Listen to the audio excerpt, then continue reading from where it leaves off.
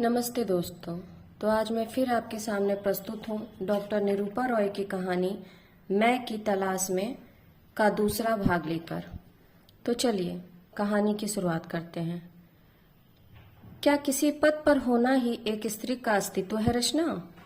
तुम आज एक सफल गृहिणी हो, अच्छी पत्नी और माँ हो। क्या ये बातें तुम्हारे सुघड़ व्यक्तित्व की परिचायक नहीं हैं? अगर अपनी सही पहचान चाहती हो तो सही दिशा में सोच का विस्तार करो। नकारात्मक विचारों को अपने दिमाग से निकाल फेंको। शिखा ने स्थिर स्वर में कहा तो रचना कुछ पलों के लिए मौन हो गई।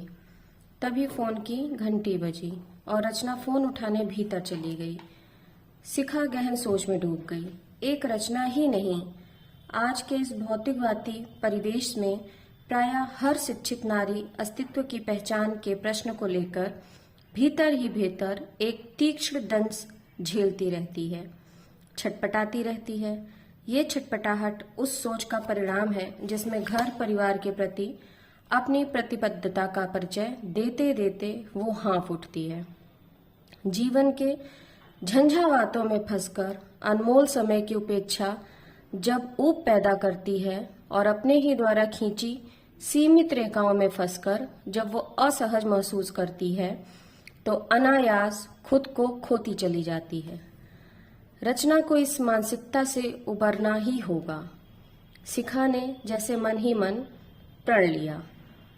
मौसी, शरण्या ने पुकारा तो शिखा की सोच पर विराम लगा। शरण्या उसके गले से लिपटती हुई मनुहार से बोली, प्लीज परसों तक रुक जाइए ना मौसी, हमारे कॉलेज में सांस्कृतिक कार्यक्रम है और मैं कथक करने वाली हूँ। एक शर्त पर रुकूंगी, अगर रोज शाम की चाय और नाश्ता तुम बना कर दोगी। पर इसे तो कुछ नहीं आता, रचना ने आते हुए कहा तो शिखा बोल पड़ी, नहीं आता तो सीख जाएगी। पूरी जिंदगी तुम तो इसका काम नहीं संभालोगी ना। मौसी, पकौड़े और इलायची वाली चाय चलेगी ना? शरण्या ने हंसकर पूछा तो शिखा ने कहा, दौड़ेगी। शरण्या ने भीतर जाने के बाद शिखा से कहा, परिवार के सभी सदस्यों को अपनी जिम्मेदारी का एहसास कराओ रचना। यह सामान्य सी बात है और गूढ़ रहस्य भी। यदि सबकी जिम्मेदारियां स्वयं ओढ़ लोगी तो असहज भार तुम्हारे ही कंधों पर पड़ा रहेगा। कुछ ही देर में शरण्या नाश्ते की ट्रे लेकर आ गई। एक पकौड़ा मुंह में डालकर चाय का घूंट भरती शिखा ने कहा, वाह, लाजवाब पकौड़े हैं और चाय भी बढ़िया बनी है शरण्या। रचना भी प्रसन्न हो उठी। बेटा, मेरी इस बात को हमेशा याद रखना, लड़की चाहे कितनी भी बड़े ओहदे पर पहुंच जाए, अगर वो अच्छी होम मेकर नहीं तो सारी शिक्षा बेकार है। शिखा ने स्नेह से शरण्या को समझाया तो वो हंसकर बोली, आपकी ये बात मैंने गांठ मान ली है मौसी। अब परसों का प्रोग्राम पक्का है ना? जी राजकुमारी जी। शिखा की इस बात पर कमरा ठहाकों से गूंज उठा। शरण्या के कॉलेज से लौटकर शिखा ने एकांत में रचना से कहा, मैं कल सुबह की ट्रेन से चली जाऊंगी रचना।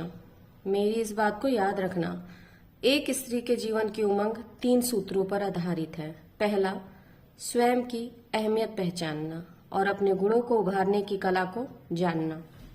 दूसरा, अपने व्यस्तम जीवन में से घंटा 2 घंटा केवल अपने लिए निकालना। कैसे, ये स्वयं पर निर्भर होता है।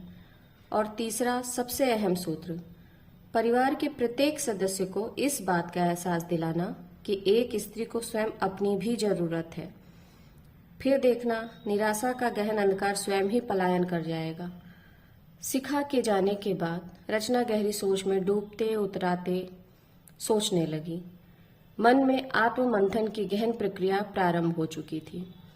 आत्मनिरीक्षण के बाद स्पष्ट अनुभूत होने लगा कि किसी उद्देश्य को जीवन में लाना और कुछ सार्थक करने की भावना ही निराशा और एक रास्ता से उपजी ऊब का समाधान है।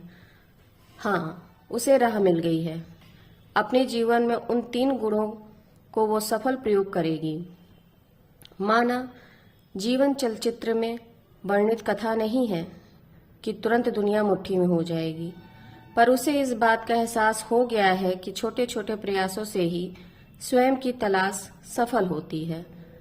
रचना ने जैसे ही मन में स्वयं से कहा, कुछ दिनों बाद एक सुबह कॉलेज जाने के लिए तैयार होती शरण्या आश्चर्य मिश्रित खुशी से ठगी सी रह गई जब रचना ने एप्लिक वर्क और मोती की कढ़ाई से सजा एक खूबसूरत टॉप उसे देते हुए कहा, आज इसे पहन कर जाओ। तुम्हारी सहेलियां भी तो देखे मेरी बेटी कितनी स्मार्ट है। कहाँ से खरीदा? मैंने अपने हाथों से बनाया है। अब मैं खाली समय में अपने इस हुनर का उपयोग करूंगी। डिजाइनर कपड़े, पर्दे, मैं बहुत कुछ बना सकती हूँ। ये पर्दा देखो, रचना ने उल्लास से कहा। वाह मम्मा, आप तो छुपी रुस्तम निकली। ऐसे खूबसूरत कपड़े और पर्दे तो हाथों हाथ कोई भी ले लेगा। मैं तो कहती हूँ आप बुटीक खोल लीजिए। शरण्या खुशी से बावली हो गई थी। शाम को प्रशांत ऑफिस से आए तो सुंदर पर्दों ने उनका भी मन मोह लिया। जब उन्हें पता चला कि ये रचना की कृति है तो उन्होंने पत्नी का कंधा थपथपाते हुए कहा, दाद देता हूँ तुम्हारे इस कमाल के आर्ट को।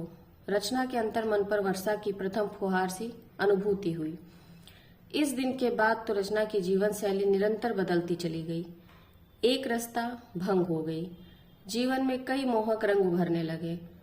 उस वक्त सुखद आश्चर्य से भर उठी जब उसे काम में व्यस्त देखकर सास स्वयं छोटे बड़े कामों में हाथ बटा देती।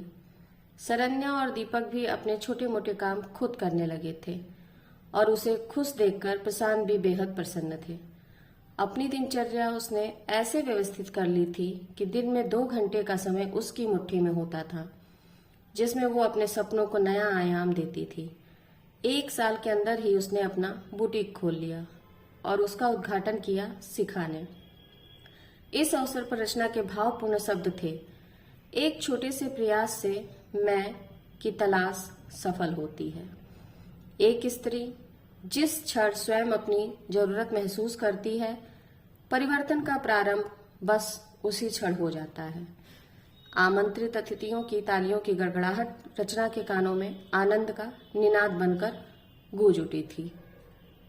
तो ये कहानी यहीं समाप्त होती है। नमस्कार।